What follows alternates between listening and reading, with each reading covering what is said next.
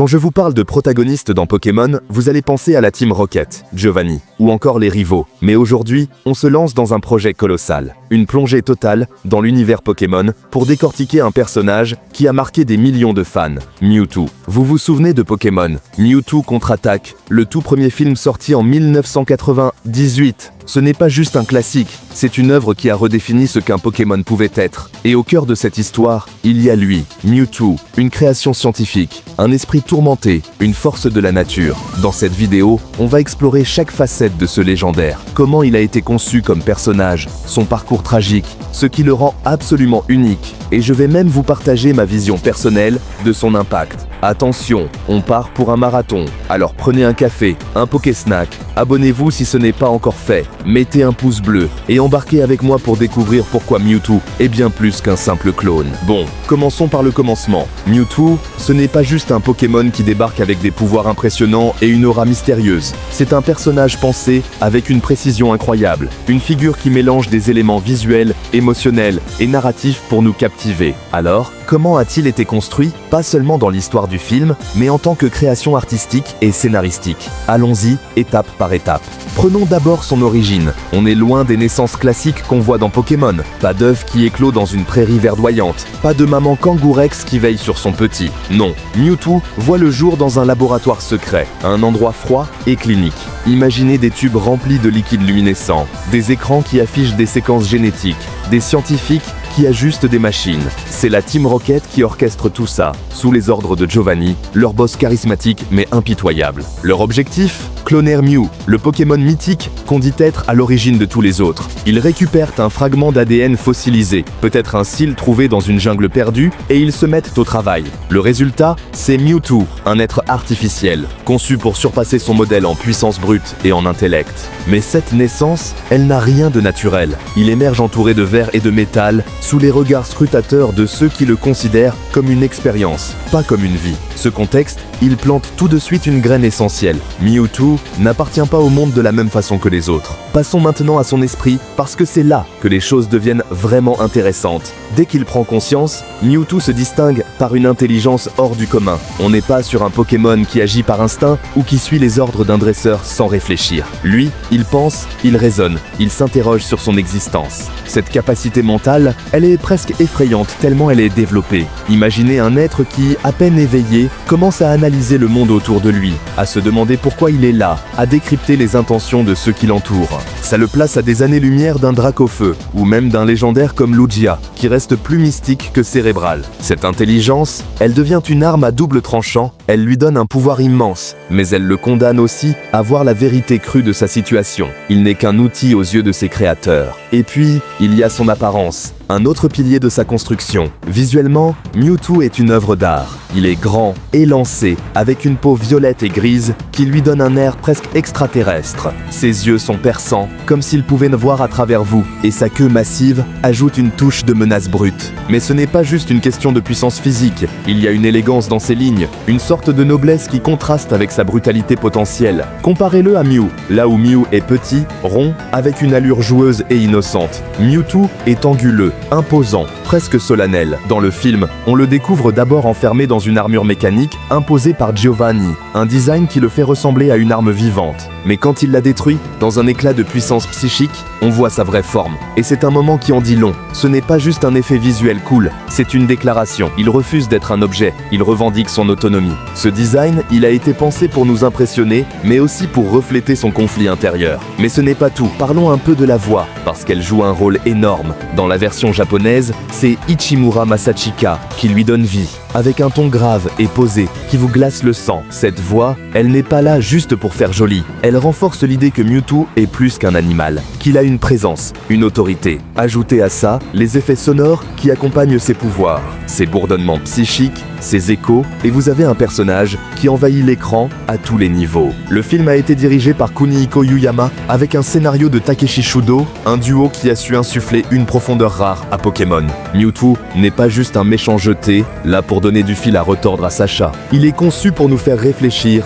pour nous émouvoir, pour incarner des idées complexes dans un univers souvent simple. Alors, voilà pour sa construction. Une origine scientifique, un esprit brillant, un design qui claque et une exécution qui le rend inoubliable. Mais tout ça, c'est la théorie. Pour vraiment le comprendre, il faut voir ce qu'il a vécu. Maintenant qu'on sait comment Mewtwo a été bâti, plongeons dans son histoire, parce que c'est là que tout prend sens.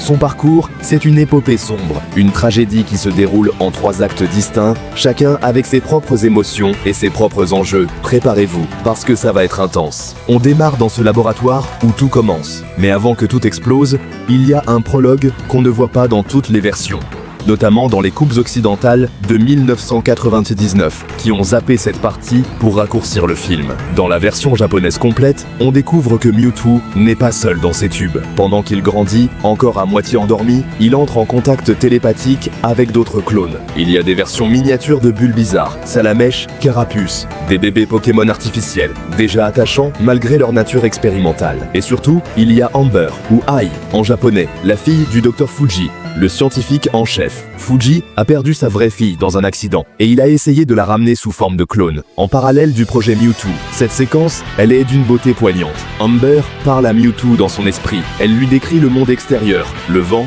les étoiles, les rires. Pour lui, c'est une fenêtre sur quelque chose qu'il n'a jamais connu, la chaleur, la connexion. Mais ces clones, ils sont fragiles. Leurs corps ne tiennent pas le coup. Les uns après les autres, ils s'éteignent. Et Amber est la dernière à partir, laissant Mewtwo avec un vide immense. Quand il ouvre les yeux pour de bon, cette perte le consume. Il déchaîne sa puissance psychique, réduisant le laboratoire en cendres, dans un accès de douleur et de colère. Ce n'est pas juste une explosion spectaculaire, c'est un cri, une réaction à un monde qui lui a déjà tout pris. Après ça, Mewtwo est seul, désorienté, sans repère. Et c'est là que Giovanni entre en scène. Le leader de la Team Rocket, avec son Persian à ses côtés et son air calculateur, voit en Mewtwo une opportunité en or. Il le trouve au milieu des décombres, lui offre une sorte de pacte. Travaille avec moi et je te donnerai un but. Mais ce but, c'est une illusion. Giovanni l'équipe d'une armure massive, un truc qui le transforme en machine de guerre et l'envoie combattre pour ses intérêts. Pendant un temps, Mewtwo suit le mouvement. On le voit affronter des dresseurs, dominer des arènes, prouver sa force. Mais au fond, il sent que quelque chose cloche. Il n'est pas un allié pour Giovanni, il est un pion. Cette prise de conscience le frappe comme un éclair. Dans une scène mémorable, il brise son armure avec une vague d'énergie, détruit le quartier général de la Team Rocket dans un chaos total et s'enfuit. Il choisit l'île Nouvelle comme refuge, un endroit isolé où il peut réfléchir et planifier. À ce stade, il tourne le dos à l'humanité entière. Pour lui, les humains ne sont que des manipulateurs et il décide de construire un monde à son image. Et ça nous amène au 3e acte, le grand final sur l'île Nouvelle. Mewtwo lance un défi au monde. Il attire les meilleurs dresseurs, Sacha, Ondine, Pierre, avec une invitation mystérieuse et une tempête qu'il crée pour tester leur détermination. Quand ils arrivent, il dévoile son projet. Il a cloné des Pokémon, Pikachu, Dracofeu, Tortank, tous plus puissants que leurs originaux, et il veut prouver que ces copies surpasseront la nature. Puis Mew arrive, le Pokémon originel, et le conflit éclate. La bataille qui suit est un spectacle visuel incroyable. Les clones affrontent leurs modèles dans une arène au milieu de l'océan, avec des éclairs et des vagues en toile de fond. Mais ce n'est pas qu'une question de force. Pour Mewtwo, c'est une guerre idéologique. Il veut démontrer que lui et ses créations ont une valeur propre, qu'ils ne sont pas juste des ombres de l'original. Et puis, il y a le tournant. Sacha, fidèle à son cœur d'or, se jette dans la mêlée pour arrêter le combat entre Mew et Mewtwo. Il est frappé par leurs énergies, transformé en pierre sous les yeux de tous. Les Pokémon, clones ou pas, laissent tomber leurs différences et pleurent ensemble. Pikachu essaie désespérément de le réveiller et leurs larmes, un symbole d'unité, ramènent Sacha à la vie. Cet acte de compassion pure ébranle Mewtwo. Il réalise que la haine ne mène nulle part, que l'amour existe même dans ce monde qu'il méprise. Alors, il change de cap. Il prend ses clones, efface les mémoires des humains présents et disparaît pour vivre en paix ailleurs. C'est une fin qui laisse une marque, un mélange de tristesse et d'espoir. Bon, on a vu sa construction, on a suivi son histoire, mais il y a quelque chose de plus grand chez Mewtwo, quelque chose qui le place à part, même parmi les légendaires comme Dialga ou Giratina. Alors, Qu'est-ce qui fait de lui un personnage si spécial? Décomposons ça avec des angles nouveaux. D'abord, regardons son rôle dans le film. Dans Pokémon, les antagonistes ont souvent des motivations claires et pragmatiques. Giovanni veut dominer le monde des dresseurs. La Team Galactique veut remodeler l'univers. C'est ambitieux, mais prévisible. Mewtwo, lui, c'est autre chose. Il ne cherche pas la richesse ou le contrôle pour le plaisir. Ce qu'il veut, c'est une raison d'être. Sa rage vient d'un endroit profondément personnel. Il a été créé pour servir, puis abandonné quand il a osé exister pour lui-même. Cette quête d'identité, elle le rend incroyablement complexe. Il n'est pas juste un obstacle pour Sacha, il est une âme en conflit, quelqu'un qu'on peut comprendre, voire plaindre. Ça change la donne dans un film destiné aux enfants, où les méchants sont souvent des caricatures. Ensuite, il y a la façon dont il incarne des thèmes universels. Mewtwo, c'est un miroir des questions éthiques sur la science. À l'époque du film, en 1998, le clonage était un sujet brûlant. La brebis Dolly venait d'être clonée en 1996, et le monde débattait des limites de la génétique. Mewtwo contre-attaque arrive dans ce climat et pose des questions subtiles. Qu'arrive-t-il quand on donne vie à un être conscient, puis qu'on le traite comme un produit? Qui porte la responsabilité de ses actes? Les scientifiques qui l'ont fabriqué? Giovanni qui l'a exploité? Ou la société qui permet ses expériences? Ce n'est pas juste une aventure Pokémon, c'est une réflexion qui ajoute une couche de gravité à l'univers. Et puis, il y a son ambivalence. Mewtwo est une force écrasante. Il peut manipuler la météo, déplacer des objets par la pensée, créer une armée de clones. Mais en même temps, il est fragile, pas physiquement bien sûr, mais émotionnellement. Il porte le poids de sa solitude, de son rejet, de son incapacité à trouver une place. Cette tension entre sa puissance et sa vulnérabilité, elle le rend humain d'une manière qu'on ne voit pas chez d'autres Pokémon. Prenez Rayquaza, c'est un dragon divin, impressionnant mais distant. Mewtwo, lui, est proche de nous parce qu'il ressent des choses qu'on connaît tous, le doute, la peur, le besoin d'appartenance. Et si on creuse encore, parlons de son contraste avec Mew. Les deux sont liés par l'ADN, mais ils représentent des opposés. Mew est la vie naturelle, la joie pure, un esprit libre qui flotte sans se poser de questions. Mewtwo, c'est l'artifice, la lourdeur, un esprit enchaîné par ses propres pensées. Leur affrontement dans le film, c'est presque une métaphore, la nature contre la science, l'innocence contre la conscience. Et pourtant, à la fin, ils trouvent une sorte d'équilibre, grâce à Sacha. Ce duo, il enrichit Mewtwo en le plaçant dans un dialogue avec son origine. Avant de boucler, je veux prendre un moment pour vous parler de ce que Mewtwo représente aujourd'hui, et pourquoi il continue de briller presque 30 ans après. Parce que son histoire ne s'arrête pas au générique du film, son impact va bien au-delà. Pour moi, Mewtwo, c'est une figure universelle. Il incarne l'idée de se relever après avoir été brisé. Il est né dans la douleur, manipulé, rejeté, mais il finit par choisir sa propre voie. Cette résilience, elle parle à tellement de gens. Peut-être que vous avez grandi en vous sentant différent, en luttant pour trouver votre place. Mewtwo, c'est un peu ça. Il nous rappelle qu'on peut transformer la souffrance en force, qu'on peut dire non à ceux qui veulent mal nous définir. Et cette idée, elle traverse les générations. Et son influence, elle est partout. Dans les jeux vidéo, il est une star. Dans Pokémon Rouge Feu et Vert Feuille, il attend dans la grotte azurée, un défi ultime pour les dresseurs. Dans Pokémon Go, il est un boss de raid légendaire, avec ses formes méga et armure. La série animée lui a donné des apparitions spéciales, comme dans Pokémon, les origines. Et en 2019, le remake Mewtwo Strikes Back Evolution l'a ramené en 3D, prouvant qu'il reste pertinent. Mais c'est dans le film original qu'il atteint sa pleine mesure. Les fans l'ont adopté à un niveau incroyable. Des dessins, des histoires, des costumes. Allez à une convention Pokémon et vous verrez des Mewtwo partout. En 2025, il est toujours là, toujours aimé, parce qu'il touche quelque chose de profond. Et si je vais plus loin, je dirais que Mewtwo a influencé d'autres œuvres. Des personnages torturés, nés de la science, qui cherchent en leur humanité. On en voit dans des films, des jeux, des livres. Il a ouvert une porte dans Pokémon, montrant qu'on pouvait aller au-delà des combats et des badges pour raconter des histoires plus sombres, plus riches. Mewtwo et son film ne sont pas juste une histoire isolée. Ils ont ouvert la voie à toute une saga cinématographique Pokémon qui a suivi. Alors, prenons un peu de recul et voyons comment ce premier opus a influencé ce qui est venu après, en jetant un œil à quelques exemples marquants qui portent encore son empreinte. Mewtwo contre-attaque a posé un standard, une façon de raconter des histoires plus grandes, plus sombres, plus émotionnelles que ce qu'on voyait dans la série animée. Et ça, les films suivants l'ont bien compris. Commençons par Pokémon 2, Le pouvoir est en toi, sorti en 1999,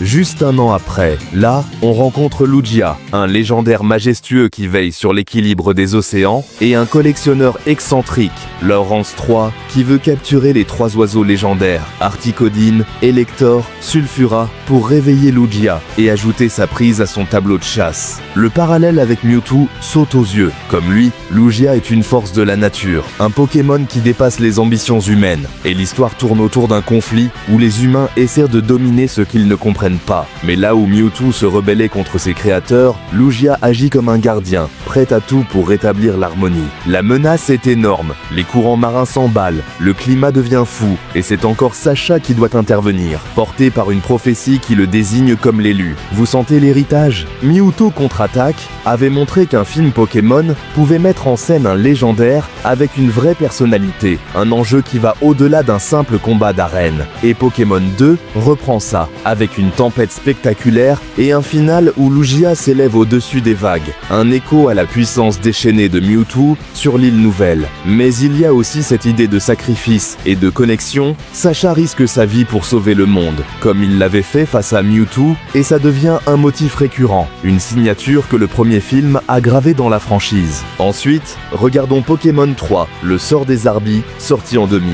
Cette fois, l'histoire prend une tournure plus intime, presque onirique. On suit Molly, une petite fille qui perd ses parents, son père disparaît en étudiant les Arbis, ces petits Pokémon en forme de lettres, et sa mère est absente. Seule, elle trouve une boîte de tuiles Arbis, et leur pouvoir transforme sa maison en un monde de cristal, un refuge illusoire où Entei, un légendaire qu'elle imagine comme son père, prend vie pour la protéger. Ça vous rappelle quelque chose? Mewtwo aussi créait son propre monde, sur l'île nouvelle, pour échapper à la douleur et affirmer son existence. Mais ici, le ton est différent. Mewtwo était dans la colère, la vengeance. Molly, elle, est dans la tristesse, le besoin de retrouver une famille. Les Arbis, eux, ne sont pas des méchants conscients comme Mewtwo. Ils sont une force chaotique, presque neutre, qui amplifie les désirs de Molly sans vraiment les contrôler. Pourtant, l'influence est claire. Mewtwo contre-attaque a prouvé qu'un film Pokémon pouvait explorer des émotions profondes, mettre en scène un personnage qui défie la réalité pour trouver sa place. Et quand Sacha arrive, avec Ondine et Pierre, pour briser cette illusion, on retrouve cette dynamique où un humain doit affronter une puissance Pokémon qui échappe à tout contrôle. La scène où Entei combat pour protéger Molly, prêt à tout pour son enfant, rappelle la détermination de Mewtwo à défendre ses clones. Et le moment où Molly choisit de laisser partir son rêve, c'est un écho à la rédemption de Mewtwo, quand il abandonne sa guerre pour chercher la paix. Ce film-là, il prend le relais émotionnel du premier en le tournant vers quelque chose de plus doux, mais tout aussi poignant. Et puis, si on avance un peu plus loin, il y a Pokémon, Lucario et le mystère de Mew, sorti en 2005, qui pousse encore l'héritage de Mewtwo dans une direction fascinante. Cette fois, on plonge dans une légende ancienne, celle d'Aaron, un maître de l'aura qui a scellé son Lucario dans un bâton pour protéger un royaume menacé par la guerre. Des siècles plus tard, Sacha libère Lucario, et ensemble, ils cherchent l'arbre des origines, une source de vie liée à Mew, qui apparaît comme une figure énigmatique. Là, on retrouve des traces directes de Mewtwo contre-attaque. D'abord, Mew est de retour, mais dans un rôle différent, plus un gardien mystique qu'un adversaire. Ça rappelle le duel Mew-Mewtwo, mais inversé. Ici, Mew est une présence bienveillante, presque insaisissable, qui guide sans se battre. Ensuite, Lucario lui-même partage des points communs avec Mewtwo. Il a été trahi, abandonné par Aaron. Du moins, c'est ce qu'il croit. Et il porte cette douleur comme une armure, méfiante envers les humains. Ça ne vous évoque pas un certain clone qui haïssait l'humanité après avoir été utilisé? Mais l'histoire va plus loin. Quand l'arbre des origines est en danger, menacé par une énergie qui s'effondre, Lucario se sacrifie pour le sauver, utilisant son aura pour restaurer l'équilibre, au prix de sa vie. Ce moment, il fait écho à la mort temporaire de Sacha dans le premier film, un acte altruiste qui touche tout le monde, humain et Pokémon. Et la fin, où Lucario retrouve Aeron dans une sorte d'au-delà, offre une closure que Mewtwo n'a jamais vraiment eue, mais qu'il cherchait dans sa quête de sens. Ce film montre comment Mewtwo contre-attaque a inspiré des récits où les légendaires ne sont pas juste des forces brutes, mais des êtres avec des histoires, des blessures, des liens. Visuellement aussi, les combats d'aura de Lucario ou les scènes dans l'arbre des origines rappellent l'ampleur des batailles de Mewtwo. C'est grand, c'est épique, et ça vient de cette ambition posée dès 1998.